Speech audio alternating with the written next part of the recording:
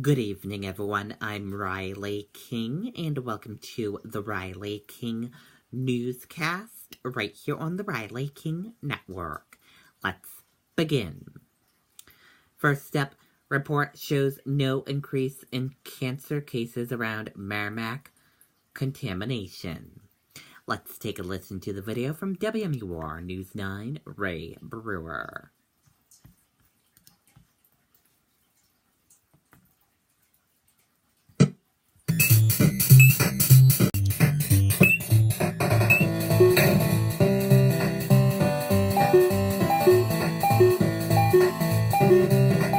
Merrimack, concerns were raised after perfluorooctanic acid, or PFOAs, was found in the drinking water.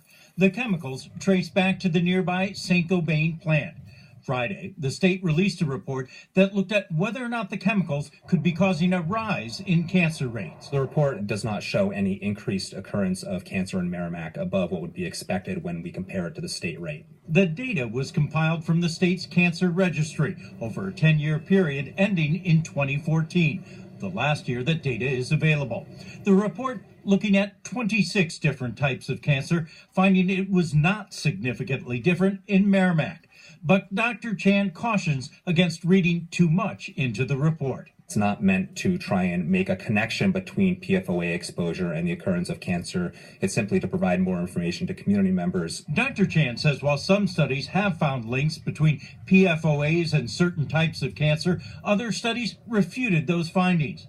Despite the uncertain science, steps have been taken to connect homes with contaminated wells to the public water supply. Dr. Chan calls such action prudent. Nobody wants to find these chemicals in their water, and so I think our Department of Environmental Services, along with the water company and community residents and town officials, are taking appropriate steps. And Dr. Chan says the state will continue to monitor the situation. This is an ongoing response and situation in these communities where perfluorochemical contamination has been found. So we're going to continue to work with town officials and community residents to address their concerns. The state is looking forward to working with national groups to get a better idea of the impact of PFOAs and possible connection to cancer.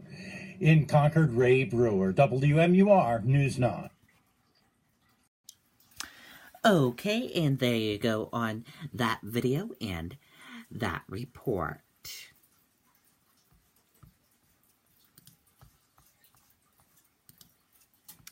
Steve Wayan accused of sexual harassment. What it means for Everett Casino.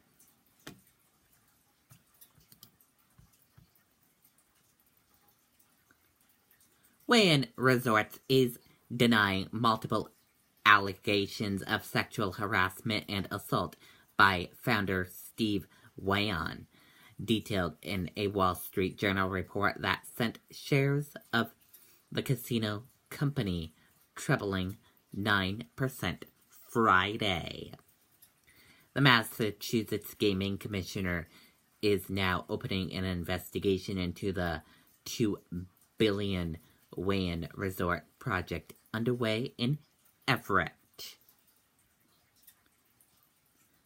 A spokesman for Wayan said they have been in contact with the MGC and will be fully cooperative with any reviews the commission chooses to undertake.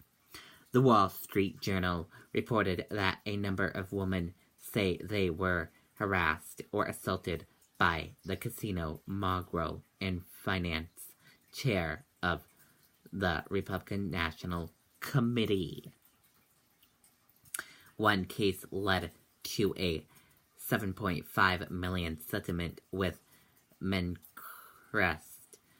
The detailed report relies on interviews by a dozen of people whom corroborate a decades-long pattern of sexual misconduct with female employees. The company says it is committed to operating with highest ethical standards and maintaining a safe and respectful culture. In a painted statement sent to the Associated Press, the company said the allegations are part of Samirka company related to divorce proceedings from Wayne's ex-wife. Wayne denied the allegations personally. Wayne, who is chairman and CEO of the company he founded, is a titan in Los Angeles and played a major role in the revolution of the Las Vegas Strip in the 1990s. It was Wayne's company that built the Golden Nugget, the Bilgo, and the Margot resorts in the heart of the town. In a lengthy statement, Wayne and his company both attribute the allegations to a company led by Wayne's ex-wife, Elaine Wayne. In its reporting, the Wall Street Journal stated that none of the alleged victims reached out to the publication. Instead, the newspaper said it sought out more than 150 people who had worked for Wayne, many of whom did not want to go on the record for fear of losing their jobs. The newspaper reported that Wayne's actions were well known enough that employees would sometimes enter fake appointments in the book to help other female workers avoid him. In some cases, female employees in the salon would hide in the back rooms if they knew Wayne was on his way to the casino. Wayne Resorts said there has never been a complaint made about Wayne to the company's independent hotline for anti-harassment.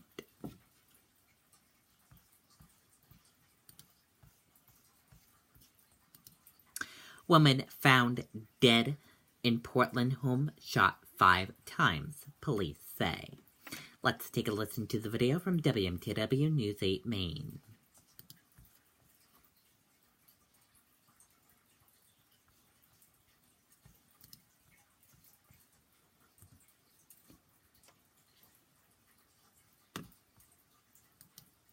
Okay, looks like we're having...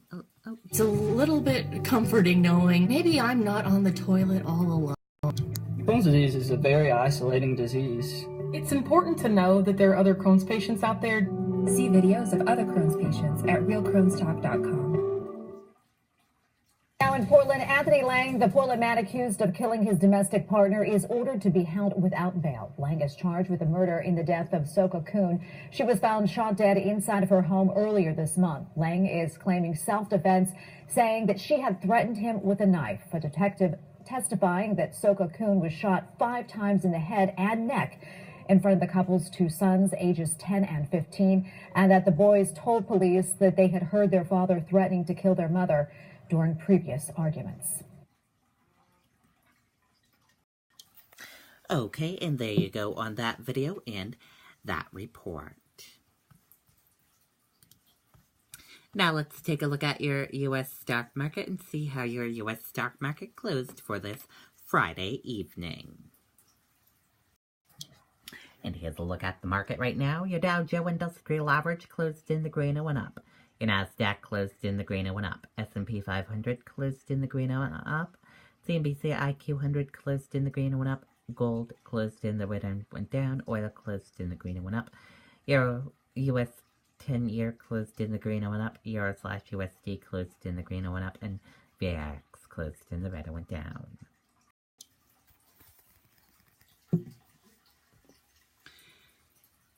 Dow pops 224 points. Stocks notch record close on strong earnings. U.S. stocks closed sharply higher on Friday as quarterly earnings top estimates while the economic continues to grow. Trump demanded Mueller be fired, but backed off after White House counsel refused report. Let's take a listen to the video from ABC News. And classic collection lineup. New classic style 13, 17s, and 21s. Right here in New England by the restoration leader, Matan Marine. Come see the new great retro boats along with Matan's latest restoration in the Matan booth number 191 at this year's New England Boat Show, taking place at the Boston Convention and Expedition Center. Meet the creator, Mike Borelli, along with the host of Ship Shape TV, the G-Man. Opening weekend, Saturday and Sunday, February 10th and 11th. Meet the new legend in New England, Matan Classic Collection. We have some breaking news to begin with. That breaking news from President Trump. He's in Davos, Switzerland this morning, denying a blockbuster report from the New York Times that last June the president ordered the firing of special counsel Robert Mueller before backing down in the face of resistance from his White House counsel. Our chief White House correspondent John Carl starts us off. Good morning, John. Good morning, George. Well, the president earlier this week told me that he is willing to be interviewed by Robert Mueller and is fully cooperating with his investigation. But the Times reports that he ordered Mueller fired 6 months ago. President Trump stuck to the script this morning at the World Economic Forum in Davos, Switzerland, touting the American economy. America is open for business, and we are competitive once again. The American economy is by far the largest in the world, and we've just enacted the most significant tax cuts and reform in American history. Earlier this morning, he insisted he did not try to fire special counsel Robert Mueller. Fake news, folks. Fake news. Typical New York Times fake stories. But the Times report is quite detailed, saying President Trump ordered White House counsel Don McGahn to fire Mueller and end the special counsel investigation just 1 month after Mueller was appointed to the job. As Mueller began ramping up his investigation, Trump lashed out at what he called a witch hunt, telling associates, according to the Times, he believed Mueller had conflicts of interest. One of the conflicts cited by the president was the fact that Mueller was at the White House being interviewed by the president about possibly returning as FBI director the day before he was appointed special counsel. The president ultimately backed down from firing Mueller, the Times reports, after White House counsel Don McGahn threatened to resign, saying such a move would have a catastrophic effect on Mr. Trump's presidency and would incite more questions about whether the White House was trying to obstruct the Russia investigation. The report of President Trump's move to fire Mueller stands in stark contrast with what he has said publicly about the special counsel. Mr. President, have you thought about or considered leading the dismissal of the special counsel? Or is there anything that Bob Mueller could do that you would send you in that direction? I haven't given it any thought. Overnight, Democrats sounded the alarm. Senator Mark Warner, the top Democrat on the Senate Intelligence Committee, issued a statement saying, quote, firing the special counsel is a red line that the president cannot cross. Although the president backed down from firing Mueller, he still harbors doubts about the investigation, as he made clear when he spoke with reporters at the White House Wednesday night. Do you think Robert Mueller will be fair to you in this larger investigation? We're going to find out. There's no collusion. Now they're saying, oh, well, did he fight back? Did he fight back? Oh, it's obstruction. So here's the thing. I hope so. Interestingly, the president's legal team has chosen not to comment on this story whatsoever. The only reaction coming from the White House lawyer Ty Cobb, who said, quote, we decline to comment out of respect for the office of the special counsel and its process. Okay, and there you go on that video and that report. And that does it for the Riley King Newscast right here on the Riley King Network. I hope you all have a great rest of your Friday and a great rest of your day. I'll be back with another newscast tomorrow. Good night, everyone. Bye.